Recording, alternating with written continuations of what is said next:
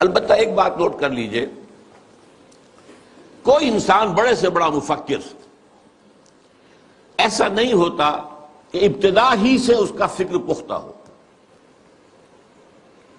اسے منازل میں سے گزرنا ہوتا ہے.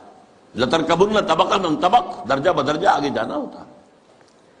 یہ معاملہ انبیاء کا ہے، رسولوں کا ہے، جن کو اول روز سے ہی اللہ تعالیٰ کے ساتھ جن کا رشتہ قائم ہوتا ہے وحی کا. لیکن غیر نبی کوئی بھی بڑے سے بڑا انسان. چنانچہ علامہ اقبال کی زندگی کے بھی 4 ادوار کا میں ذکر کرنا چاہتا ہوں. 1894-95 سے انہوں نے شعر کہنے شروع کیے یہیں شہر لاہور میں. اس سے لے کر 1905 تک یہ 10 سال لگ بھگ بنتے ہیں. وہ ایسے ہی ایک شاعر تھے جیسے بہت دوسرے شاعر ہوتے ہیں، بس یہ کہ اس میں فنی طور پر کچھ ان کا پڑھنا بھاری ہوگا بعض اعتبارات سے، لیکن وہی عشق و محبت کی باتیں اور وہی ہجر اور وصال کے قصے اور وہی گل و بلبل کی داستانیں، کی گود میں بلی دیکھ کر، یہ اس قسم کے مضامین. اور اس کے ساتھ اس وقت وہ ایک انڈین نیشنلزم کے بھی علمبردار بن کے سامنے آئے. ایک نیا شوالہ اس دیش میں بسائیں، گویا کہ ہندوستان مسلمان، ہندو اور مسلمان مل کر کوئی ایک معبد تعمیر کریں. شاید یہ صدائے بازگشت تھی اکبر کے فلسفہ دین الہی کی، یا پھر اس کے بعد راجہ رام موہن رائے کا جو مجلس عزتی تھی، برہمو سماج. ایک نیا شوالہ اس دیش میں بسا. اور اس میں سے یہ بھی ہے ترانہ ہندی، سارے جہاں سے اچھا ہندوستاں ہمارا، ہم بلبلیں ہیں اس کی، وہ گلستاں ہمارا، وغیرہ وغیرہ. یہ 2 نکات میں نے آپ کے سامنے نوٹ کیے ہیں. یہ ہے 1905 تک کا معاملہ. 1905 سے لے کر 1908 تک 3 برس علامہ اقبال نے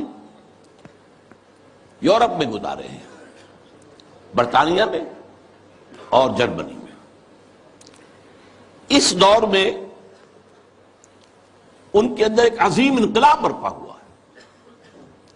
وہ انقلاب کیا تھا؟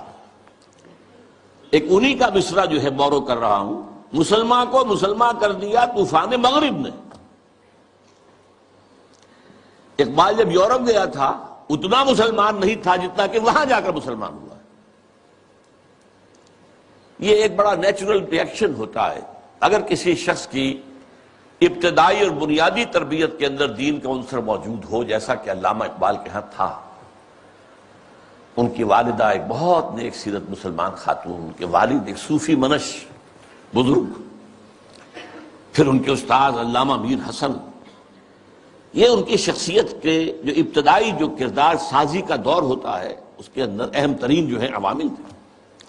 پھر جو کچھ ہوا، لاہور میں آئے، گورنمنٹ کالج میں رہے بھی کیا، یہاں پر رہے، وہ کچھ دور اور تھا.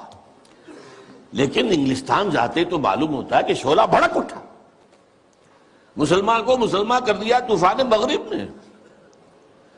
پھر وہاں کے فلسفے، فکر، نظریات، اس کا جو مطالعہ کیا تو اس میں خود اپنی کیفیت کو بیان کیا ہے کہ عذاب دانش حاضر سے باخبر ہوں میں کہ میں اس آگ میں ڈالا گیا ہوں مثل خلیل علیہ السلام. کہ جیسے حضرت ابراہیم کو نمرود کی آگ میں ڈال دیا گیا تھا، مجھے بھی اس آگ میں جھونک دیا گیا.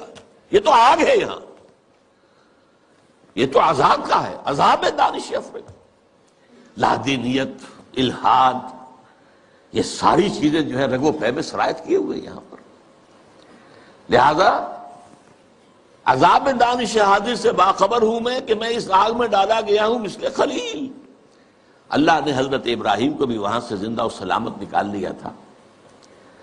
علامہ اقبال بھی وہاں سے جب آئے ہیں تو ایک مومن کا ذہن اور فکر لے کر آئے ہیں، مومن کا دل لے کر آئے. اس وقت کی ان کی جو ایکویٹی آف ویژن تھی اس کا اندازہ کیجئے. 1905 سے 8 تک کے حالات، اور انہوں نے مشاہدہ کر لیا تھا کہ فرنگ کی رگے جہاں پنجے یہود میں ہے. اور بھی بہت لوگ جاتے آتے تھے، انگلستان جاتے تھے. کسی نے دیکھا کہ دیکھنے والوں ہی کو دکھائی دیتا ہے، صاحب بصیرت لوگوں ہی کو، تو علامہ اقبال بہت بڑے سیر تھے، دیکھنے والے تھے، ایک تو حال کا مشاہدہ گہرا اور ایک مستقبل کے بارے میں بھی، اور ان کی نگاہیں بہت تیز تھی. گاہ میری نگاہ تیز چیر گئی دل وجود،